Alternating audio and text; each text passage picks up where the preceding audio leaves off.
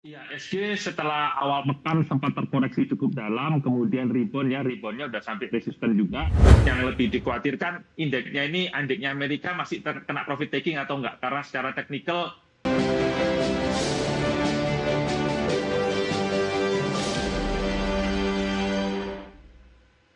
Terima kasih untuk Anda yang masih bergabung bersama dengan kami dan di segmen ini kita akan review jalannya perdagangan di sepanjang hari ini jelang libur panjang akhir pekan. Dan kami ingatkan kembali Anda masih bisa berpartisipasi di WhatsApp interaktif di 0812 di 8788 di 3723 seperti yang tertera di layar televisi Anda nantinya. Dan saat ini kami sudah terhubung melalui Zoom bersama dengan Bapak Halim Mintareja selaku IHUB Manager YG San Antonio Surabaya. Kita akan langsung sapa saja. Pak Halim, selamat sore. Apa kabar Pak? Selamat sore Pak Dedi, baik. Terima kasih Pak Halim sudah meluangkan Aman-aman di sini. waktu di IDX Channel. Jakarta juga sudah mulai membaik Pak Halim.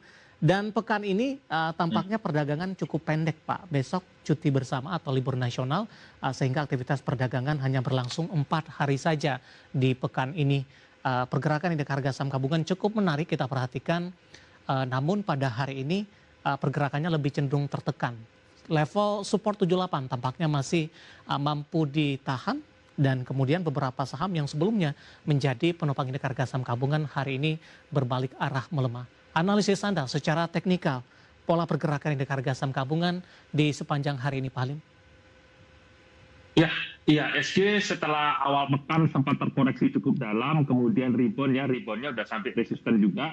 Karena hari ini selanjutnya mungkin akan sideways ya. Maka dari itu saham-saham seperti gold yang sudah rally cukup banyak terkoreksi pada profit taking. Orang-orang khawatir nih, weekendnya mau gimana ya? Weekendnya nanti ada sesuatu nggak? Long weekend masih ada demo nggak? Terus data Amerika bagaimana? Jadi orang-orang cenderung playing safe lah, mengamankan profit taking sambil melihat situasi lebih lanjut. Baik, data terbaru dari data pekerjaan Amerika Serikat ini, data tenaga kerjaannya lebih cenderung mendingin Pak. Artinya keoptimisan untuk peluang suku bunga The Fed turun semakin terbuka lebar. Tapi di Jumat malam ketika aktivitas perdagangan di Indonesia libur ini akan rilis data tenaga kerja selanjutnya yang memang data ini cukup diperhitungkan oleh The Fed dalam mengambil kebijakan.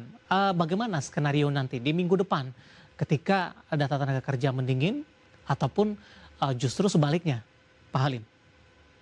Ya, kemungkinan besar Fed cut rate itu sudah hampir pasti ya, boleh dibilang pasti ya. Masalahnya 1 kali atau 2 kali gitu ekspektasinya market. Jadi kalau selisihnya nggak terlalu panjang, nggak terlalu lebar atau sesuai ekspektasi, seharusnya pengaruhnya ke indeks nggak terlalu besar-besar amat ya.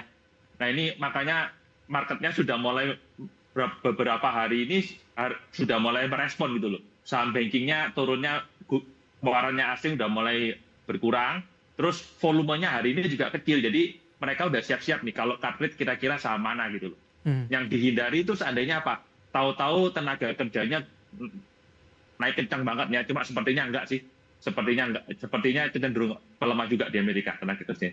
Jadi yang lebih dikhawatirkan indeknya Amerika masih terkena profit taking atau enggak, karena secara teknikal momentum ke atasnya sudah berkurang jauh gitu. Baik, arahnya akan kemana Pak? Support dan resisten mungkin? Untuk IHSG masih terkonsolidasi di antara Fibonacci retracement pendek di sekitar 7.700 itu yang paling bawah. Ya. Lalu support yang lebih sedikit di atas lagi 7750 sama 7827 di moving average 20. Sedangkan resistennya IHSG itu ada di 7.920 untuk sementara ini. Yang lebih menarik LQ45 Pak Dit. Ya. Pak Didit, LQ45 itu yang isinya saham-saham banking ya, itu terkonsolidasi cukup pendek antara MA50 dan MA200-nya. 790 dan 800, sekitar 1%. Ini juga tercermin di pergerakan sahamnya di bank kita ya. Jadi pada wait and see semua dengan kecenderungan ke atas. Baik, indeks LQ45 masih bertahan di bawah 800-an ya Pak? Iya, 790, 800. Oke, baik. Dari sisi pergerakan sektoral juga cukup menarik Pak.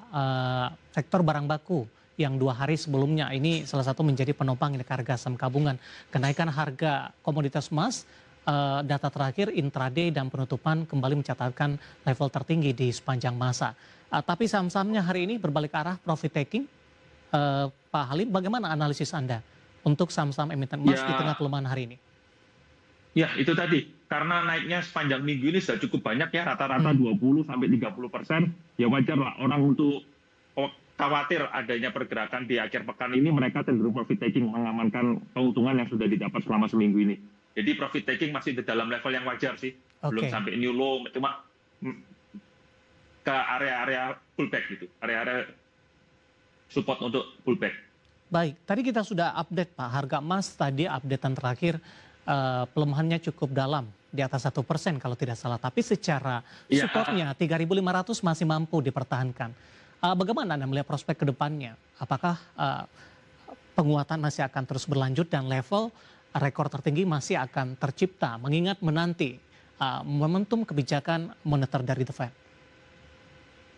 apabila kita lihat area konsolidasinya 3 bulan lebih ya Mhm. sebelum melakukan breakout ini, sepertinya emas ini masih bisa bergerak ke atas. Momentumnya cukup bagus, 1-2 minggu ke depan sepertinya masih akan bergerak ke atas dengan target sekitar 3.600-an. Jadi Hmm. masih ada sekitar 123% lagi ke atas ya. Ya, Jadi momentumnya masih ke atas, tapi mungkin dalam jangka pendek 1-2 hari ke depan mungkin akan ada pullback konsolidasi sebelum melakukan penguatan lebih lanjut lagi.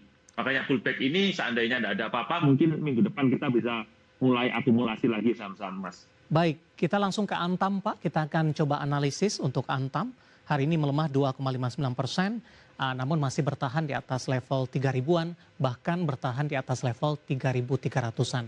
Analisis dan rekomendasinya Pak untuk Antam, kenaikan yang signifikan dalam beberapa hari terakhir, kalau dibandingkan dengan koreksi yang terjadi hari ini, apakah sudah menutupi ini Pak? Atau justru kenaikan signifikan Antam belum diimbangi dengan koreksi yang terjadi hari ini? Oh, ini koreksinya cukup wajar ya, volumenya nggak Hmm. sebesar waktu naik ya, jadi wajar. Ini hanya normal pullback aja. Supportnya Antam itu ada di gapnya di 3.300. Itu akan jadi support kuat Antam untuk beberapa hari ke depan ya, sambil nunggu konsolidasi lagi. Apabila selama weekend ini emasnya melakukan pullback, mungkin hari Senin Antam bisa ditunggu di area 3.300 ya. Hmm. Tapi secara overall masih bergerak ke atas nih. Apalagi dengan cash flow Antam sebagus itu, orang-orang sudah mulai menghitung kemungkinan dividen Antam tahun depan itu bisa mencapai level 300-400 perak ya, cukup tinggi. Dengan melihat kinerja mereka yang signifikan Pak di semester pertama? Iya, dengan semester pertama ini kalau dilihat ada kemungkinan besar dividen Antam untuk tahun depan ini udah 300-400 perakan ya, bisa di atas itu juga sih. Baik. Jadi untuk investasi jangka panjang, untuk investasi sampai jangka menengah ya, cukup menarik Ya. ini. Baik, penutupan hari ini di 3.390, melemah di 2,59%. Koreksi yang terjadi masih cukup wajar tadi, sementara level supportnya tadi di 3.300 ya Pak ya?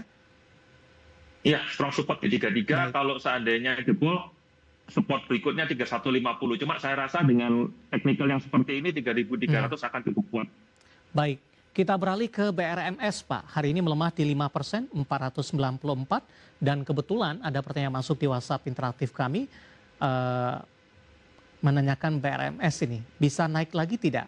Sudah ambil posisi di 500 Pak, loss-nya masih tipis, masih bisa di hold tidak? Loss-nya. Hmm. Di hold atau enggak tergantung trading plan-nya ya. Ya. Tapi ini secara teknikal support kuat BRMS itu di 480. Jadi seandainya bisa tahan di 480, mungkinan lebih baik di hold dulu aja. Nanti di 480 atau 480 bisa nambah ya. Gitu.